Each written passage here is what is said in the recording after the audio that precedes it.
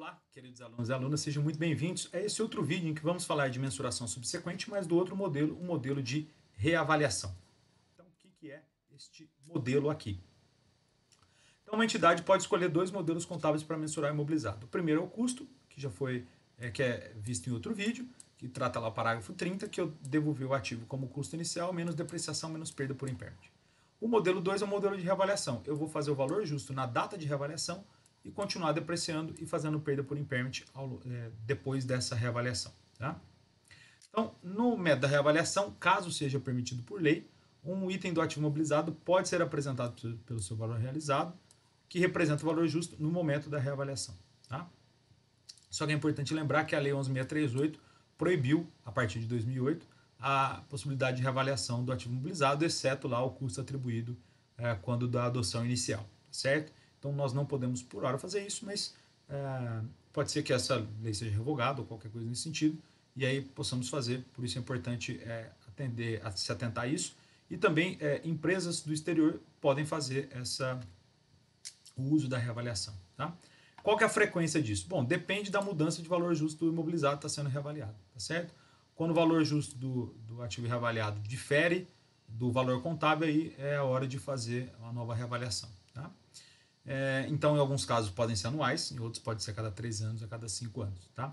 O que é importante, se você fez a reavaliação para uma classe de ativos, um ativo, você tem que fazer para toda aquela classe. Ou seja, se você reavaliou um terreno, você tem que reavaliar todos os seus terrenos. Se você reavaliou aviões, tem que reavaliar todos os aviões. Reavaliei plantas portadoras, reavalia todas as plantas portadoras, tá certo? Então, é importante isso. Para que isso? Para evitar a reavaliação seletiva. Eu sei que um avião vale mais que o outro, então só reavalio o que vale mais, né?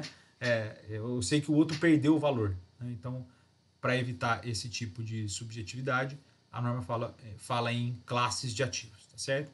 Isso não quer dizer que se você reavaliou todos os seus terrenos, você tem que reavaliar todas as suas máquinas, certo? O lançamento aqui da reavaliação. Então, imagina aqui que o custo de um ativo era 80 mil, o valor da reavaliação é 100. Então, você tem um ganho de 20. Tá? Quando você tem um ganho de 20, você debita o imobilizado, utiliza lá uma subconta e credita reserva de reavaliação no PL. Tá? E quando eu tenho uma perda, ou seja, o valor da reavaliação é menor do que o valor de custo, aí eu lanço essa perda diretamente no resultado e crio uma subconta lá também no imobilizado, mas vou lançar a crédito, certo? E após a reavaliação, se eu tenho venda do ativo, eu transfiro o saldo de reserva de reavaliação para lucros acumulados e baixo o ativo. Obviamente, vejo se tenho ganho ou perda e lanço lá no resultado.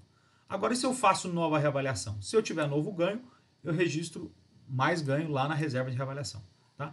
Se tiver perda, eu pego essa perda e deduzo do saldo de reserva de reavaliação até o limite dela, ou seja, até acabar. E depois, se tiver mais perda que a reserva de reavaliação do PL, eu baixo no resultado. Então, aqui temos um exemplinho. Após a reavaliação, deve ser efetuada a baixa da reserva de reavaliação para lucros acumulados. Então, conforme o parágrafo 35A, o saldo de depreciação acumulado é ajustado. O valor da baixa será a diferença entre a depreciação antiga, custo histórico, e a depreciação nova, reavaliação. Então, veja, eu tenho um ativo aqui, com vida útil de 10 anos, no final de P2 tinha passado 2 anos, certo? E a reavaliação disse que ele estava valendo 112 mil e ainda tinha, obviamente, como tinha passado 2 anos, um ativo de 10 anos, faltam 8. Tá? Então, eu tenho aqui, no final do período, né, um ativo que vale 100 mil, tá certo? E depreciação acumulada de 20. Então, portanto, ele está aqui, valor contábil líquido 80. E lá no capital social e no PL eu só tenho aqui para zerar essa conta. Então, um capital social de 100, prejuízo acumulado das duas depreciações de 20 mil. Tá? E aí eu começo P3 e coloquei como foi a reavaliação no fim da vida útil. Agora esse negócio vale 112 mil. Tá? E aqui eu vou utilizar o parágrafo 35A que fala que a depreciação acumulada é ajustada. Então, como eu vou fazer isso? Tá? Veja, de 80 mil para 112 mil, um ativo que vale líquido 80 e agora valor contábil 80 e agora ele vale 112, eu tenho um ganho de 40%. Então eu vou pegar minha depreciação e aumentar também em 40%, tá? Então 40% de 20 é 8, ela vai para 28 mil. E aí, esse 100 aqui, ele também vai ganhar 40%, só que eu não vou fazer isso na linha do custo, tá? Eu vou fazer isso na linha da reavaliação. Então eu adiciono mais 40% aqui também, 40% de 100, 40 mil. Tá? E do lado de cá, eu vou colocar o ganho. Então, quanto que vai para a minha reserva de reavaliação? A minha reserva de reavaliação vai o ganho, ou seja, a diferença entre 80 e 112. 112 menos 80 dá 32 mil. Então, por isso, 32 mil aqui, o resto permanece igual. Só que aí o que acontece depois? No fim do período 3, eu preciso depreciar esse imobilizado e também fazer a baixa da reserva de reavaliação. Então, o valor contábil novo é 112 mil e eu tenho 8 anos. Então, a depreciação nova é de 14 mil. Então, a minha depreciação ajustada aqui virou 28, com mais 14 vai para 42. Aqui continua igual, aqui continua igual. Lá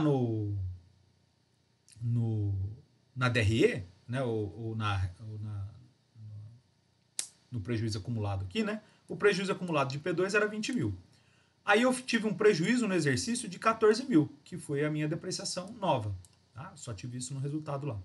Mas eu faço uma realização da reserva de 4 mil, ou seja, eu não lancei 32 mil aqui de ganho na reavaliação, mas eu também tenho que fazer isso baixar em 8 anos. 32 mil por 8 vai dar 4 mil, que são esses 4 mil aqui da realização da reserva de reavaliação. Portanto, o prejuízo acumulado ele sai de 20 aqui para 30, tá certo?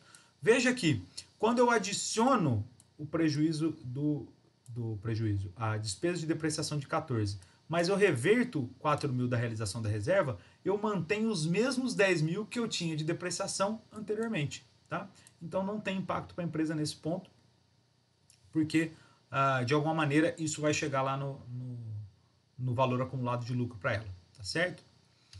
E aí tem o parágrafo 35b, que ele fala que eu elimino a reserva de reavaliação. Então como isso acontece? Eu saio de 80 para 112, eu mantenho o custo aqui do ativo de 100, mas eu elimino a depreciação acumulada. Então a minha reavaliação aqui vai ficar com 12.